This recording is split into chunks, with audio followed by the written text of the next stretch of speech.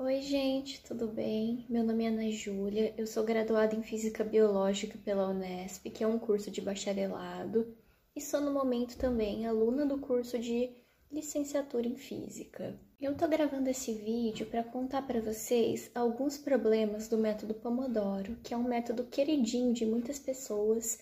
Então eu queria esclarecer para vocês se a gente vê isso de fato no curso de licenciatura e se ele é um método eficaz com base nas informações que eu já tive no meu curso de licenciatura. Ainda assim, não é que o método não funciona, uma coisa do tipo.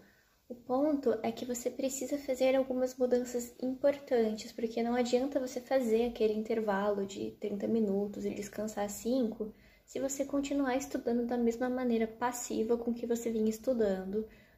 Isso não vai ser eficaz para o seu aprendizado. E por fim, como bônus, eu vou falar para vocês algumas situações que eu acho interessante você estudar usando o Pomodoro e que me ajuda muito e podem ajudar vocês. É um pouco mais pessoal, mas eu imagino que vocês vão gostar também. Então, o que eu vejo referente ao método de Pomodoro e também a outras estratégias que as pessoas utilizam na internet é que elas tiram coisas da cabeça muitas vezes, ou coisas que elas viram superficialmente e elas não se atentam que muitas vezes elas continuam estudando da mesma maneira. Elas só mudaram o tempo, só mudaram o ambiente, mas continua sendo o mesmo estudo. Ou seja, isso não vai contribuir para que ela aprenda de uma maneira significante e para que ela demore mais para esquecer aquilo, ou seja, de fato atinja o objetivo que ela quer. Na licenciatura, a gente fala muito em duas coisas que são um pouco implementadas nas escolas, de fato, infelizmente, que são, primeiro, instrumentos e, segundo, metodologias. Vamos começar pelos instrumentos, que não é o mais importante, na minha opinião, mas também é relevante. Então, o que é um instrumento de ensino? A minha voz, por exemplo, pode ser um instrumento, uma caneta, um papel.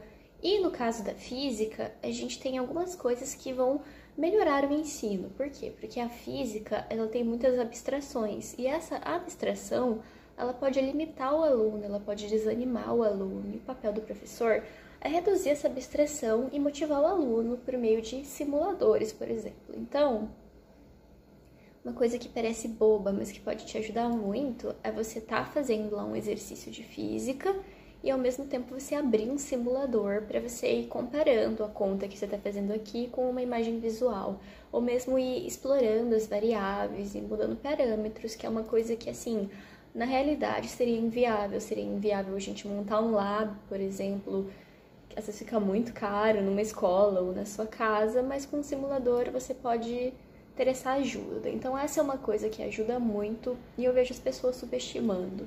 Eu mesma, quando estava no ensino médio, algum professor trazia um simulador, eu via alunos falando, isso é embromação, eu quero fazer a conta e tudo mais. E é uma coisa que é uma mentalidade que permanece. Isso é uma coisa que ajuda muito você a superar as suas abstrações e aprender melhor e a esquecer menos. E para mim, o ouro desse vídeo tá aqui, que é as metodologias de ensino. O que acontece? Na maioria das escolas, a gente ainda usa metodologias de ensino baseada em teorias de aprendizagem que já são ultrapassadas na questão da pesquisa em educação.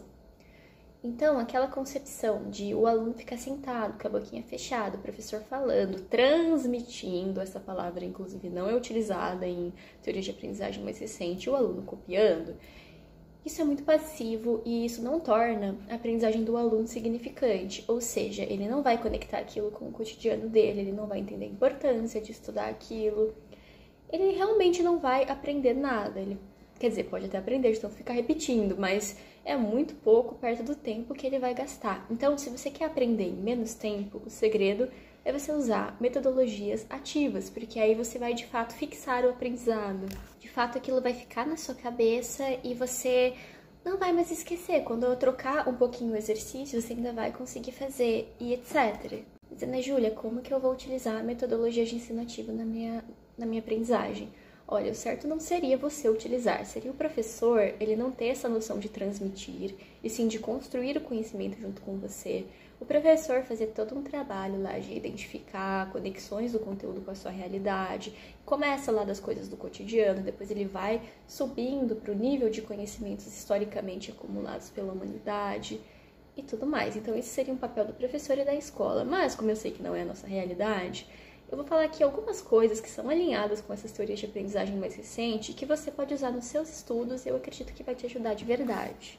Primeiro, é tentar ser o mais interativo possível com o seu material. Então, se você tá lá só lendo, já chegou num ponto que você nem tá entendendo mais o que você tá lendo, para, porque mesmo que você lê a página toda, você não vai entender, então não adianta você estudar dessa maneira. Tenta sempre interagir com o material. Se você tá só olhando ele, tenta falar. Se você já tá falando, tenta escrever, tenta colocar suas ideias. E uma outra coisa muito importante, você vai ser avaliado de uma maneira mecânica. Então não adianta eu te falar para estudar dessa maneira se de fato você vai ter uma avaliação, senão isso vai ser muito fora da realidade, você não vai conseguir ser aprovado e etc, que é o seu objetivo. Então, depois que você fizer essa aprendizagem significante, deixa seu caderno de lado, pega uma folha em branco e tenta fazer um brainstorm, tenta lembrar do que estava lá de fato. Porque aí sim você vai ver se você construiu aquele conhecimento, se você consegue explicar ele em outras palavras, ou você só decorou, só... Decorar também é importante, mas não é o foco desse vídeo. Mas assim, você vai ver se de fato você se apropriou daqueles conhecimentos e você consegue utilizar eles numa avaliação. E outra coisa muito importante, resolver um problema de física, às vezes é mais importante você resolver um do que você resolver 15, todos meio parecidos, porém você não entendeu nenhum. Então, em vez de resolver 15 exercícios, pega um lá que você tá com dúvida e tenta entender ele super bem. E depois que você já entendeu, tenta pensar em situações análogas. Por exemplo, aqui ele tava com uma velocidade de 9 km por hora. E se ele tivesse com 10? E se ele não tivesse acelerando? Então, você tenta pensar em questões parecidas, em situações parecidas, porque aí você vai aplicar aquilo que você aprendeu em uma situação análoga e isso também vai ajudar você a fixar o seu conhecimento. Então, um exemplo aqui da realidade, para a gente sair um pouco da física, por exemplo, se você vai fazer bolo, você vai dar uma receita de bolo para uma pessoa que já fez vários bolos, ela vai conseguir olhar se aquela receita tem algo de estranho, ou se aquela receita parece que vai dar certo, porque ela é parecida com as que ela já fez. Então, nesse sentido, é uma experiência nova, é um bolo que ela nunca fez, mas ela já fez bolos na vida dela, então ela tem certa experiência, ela sabe quanto que ela vai ter que deixar no forno, ela conhece o forno da casa dela, quanto que demora, ela fala assim, aqui essa receita fala 30 minutos, mas meu forno é pequeno, ele vai... Agora, se a pessoa nunca fez bolo, você não pode querer que ela invente do nada essas variáveis, então aí a gente já entra em outra questão. E hoje meu dia vai ser corrido, eu vou ficar por aqui, eu espero que o meu vídeo tenha ajudado vocês. Em outro momento a gente pode conversar mais sobre educação, eu acho que deu pra perceber que eu falaria horas sobre isso. E daria, viu? Tchau. Terminou nada, gente, porque eu esqueci de falar pra vocês em quais situações eu gosto de usar o método Pomodoro. Então, primeiro, quando eu tenho muita matéria pra estudar, que eu acho que é uma coisa comum pra vocês no ensino médio, assim, matérias diferentes, você tem da história, da geografia pra matemática, física, aquele monte de coisa. E quando eu tô ansiosa e eu não tô conseguindo literalmente fazer nada, porque eu tô muito nervosa com o tanto de coisa que eu tenho pra estudar. São duas situações que eu imagino que todo mundo passa, e por que eu acho que é bom você usar o método Pomodoro? Porque, assim, vai ser mais proveitoso você ficar 30 minutos numa matéria e você descansa, troca pra outra. Ou então, aí você tem que testar o que funciona melhor pra você. Mas isso acaba sendo mais proveitoso do que você falar, agora eu vou sentar aqui e eu só vou sair quando eu conseguir estudar tudo. Porque aí você fica mais ansioso e você já tá inquieto. Então, assim, você colocou aqui, começou, você pega o celular. Você colocou aqui, começou, você vai se distrair, fazer outra coisa.